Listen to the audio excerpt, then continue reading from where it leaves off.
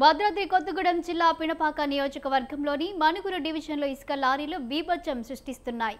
కమలాపురం, చిన్నరాయగూడెం, బట్టవారి గుంపు, కోడిముత్తయ్య గుంపు గ్రామాల్లో ఇసుక లారీల రాకపోకలతో ఆయా గ్రామస్తులు భయాందోళనకు గురవుతున్నారు. నిత్యం కిలోమీటర్ల మేర ట్రాఫిక్ జామ్ అవుతుండటంతో పిల్లల స్కూల్ బస్సులు గ్రామంలోకి రాలేని దుస్థితి. దీంతో విద్యార్థులు బడికి వెళ్లాలంటే సుమారు 4 కిలోమీటర్లు నడవాల్సిన పరిస్థితి ఏర్పడింది. టీఎస్ ఎండీసీ అధికారులు ఇసుక కాంట్రాక్టర్లతో కుమ్మక్కై తమను ఇబ్బందులు పెడుతున్నారని గ్రామస్తులు వాపోతున్నారు.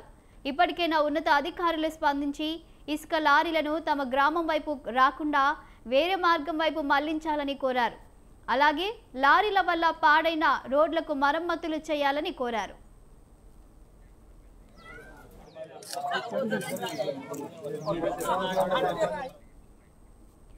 ఇక ఇదే అంశంపై పూర్తి సమాచారం మా కరెస్పాండెంట్ అయ్యప్ప అందిస్తారు. అయ్యప్ప, కాలనీ ఆ ఊర్లో తిరగాలంటే ప్రజలు భయపడవలసిన పరిస్థితి ఏర్పడింది. దీనికి ప్రధానమైన కారణం ఇసుక లారీలతోటి ఆ రోడ్లన్నీ చిత్తరగా మారి ట్రాఫిక్ తోటి స్కూల్ కి వెళ్ళలేని పరిస్థితి అయితే విద్యార్థులు భయపడుతున్న పరిస్థితి అయితే ఉంది. మరోవైపు ప్రజలు బయటికి రావాలన్నా కూడా ఇక్కడ భయంకరంగా ఉన్న పరిస్థితి అయితే ఉంది. ఎందుకంటే ప్రధానమైన కారణం ఇక్కడ రోజు వందల కొద్ది లారీలు అయితే ఆ ప్రాంతంలో తిరగడంతో రోడ్లు పూర్తిగా గుంతలు పడడంతో మరోవైపు మిషన్ భగీరథ పైపు కూడా పగిలిపోవడంతో అక్కడ మంచినీళ్ళ సరఫరా కూడా ఆగిపోయిన పరిస్థితి అయితే ఉంది.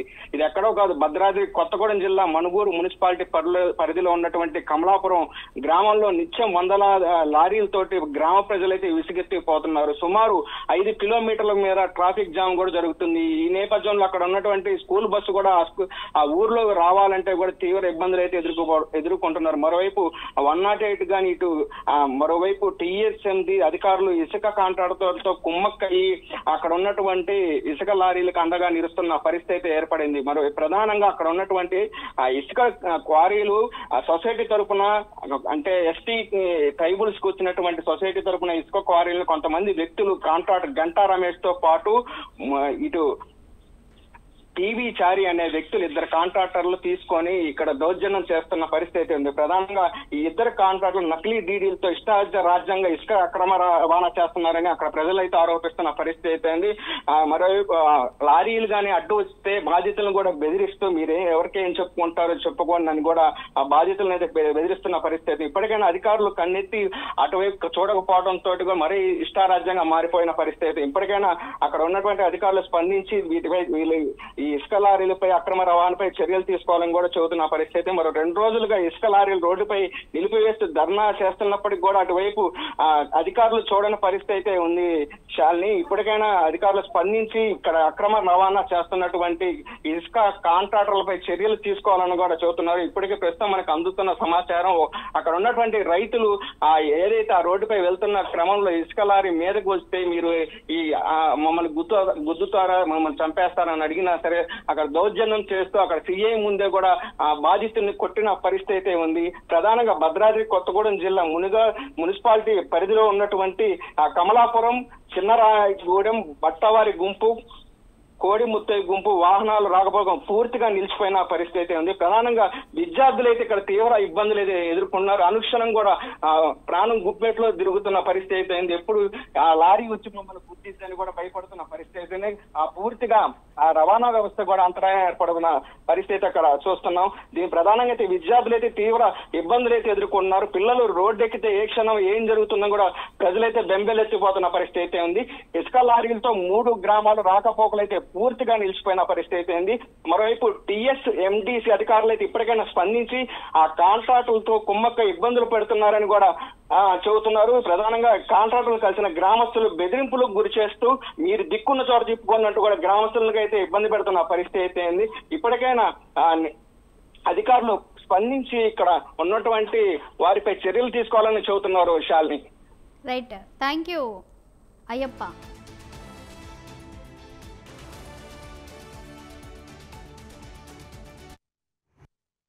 ఇటు ర్యాంపు ఉండడం వల్ల స్కూల్ బస్సులు రావట్లేదు. ప్లస్ ఏంటంటే అంబులెన్స్లు రావాలన్నా ఏ రావట్లేదు. మేము ఒక మందు కట్ట తీసుకురావాలన్నా కూడా చాలా ఇబ్బంది అవుతుంది. ఈ ర్యాంపుల వల్ల రోడ్డు మొత్తం నాశనం అయింది. పోసిన రోడ్డు కొంత పోసారు, 1.5 కిలోమీటర్ పోసారు, అది కూడా డ్యామేజ్ అయిపోయింది. మేము ఏదైనా ఒక మందు కట్ట తీసుకురావాలంటే బైక్ మీద అసలు తీసుకొచ్చే పరిస్థితి లేవు. మనిషి నైట్ పూట కొట్ల కాడ వెళ్ళాలన్నా కూడా విలేజ్లలో కూడా అక్కడ కూడా చాలా ఇబ్బందిగా ఉంది. అసలు ఏంది ర్యాంపుల వల్ల మేము 2-3 సార్లు కాదు 4-5 సార్లు విన్నవించుకున్నాం, అధికారులకు కూడా చెప్పుకున్నాం. అయినా కానీ అసలు ఏమీ పట్టించుకోవట్లేదు. ఏ టైంకి బస్సు వస్తే ఆ టైంకి చెప్పండి అని అన్నారు. మొన్న కూడా మాట్లాడినాం పీఓ గారితో కూడా, మా వాళ్ళు మాట్లాడారు.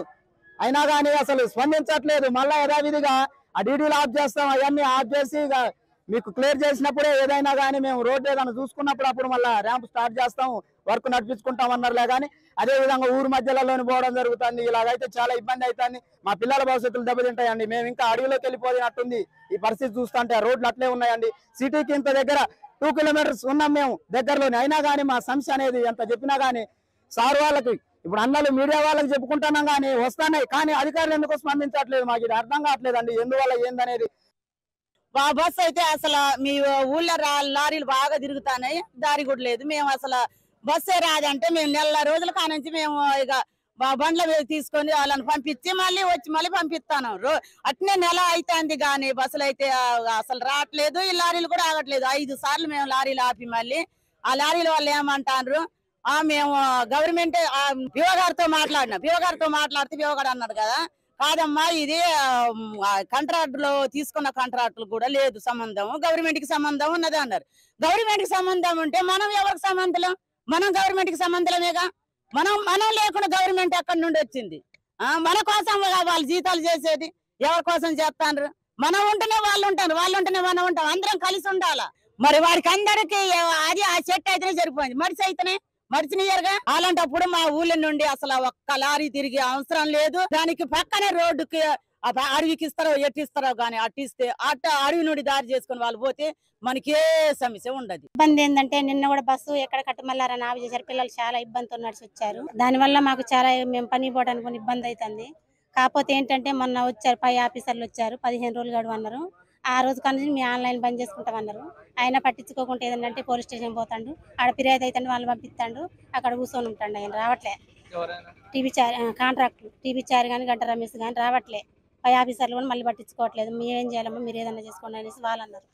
అనేసరికి ఏంటంటే ఇప్పుడు నైట్ నుంచి కూడా బయటికి అటు ఎవరన్నా ఉంటారు. ఇప్పుడు మాకంటే బాత్రూమ్ ఉన్నాయి, ముసలోళ్ళు ఉన్నారు మా ఇంటి పక్కన వాళ్ళు, బాత్రూమ్ లేదు. వాళ్ళు పోవడానికి కూడా ఇబ్బంది అవుతుంది.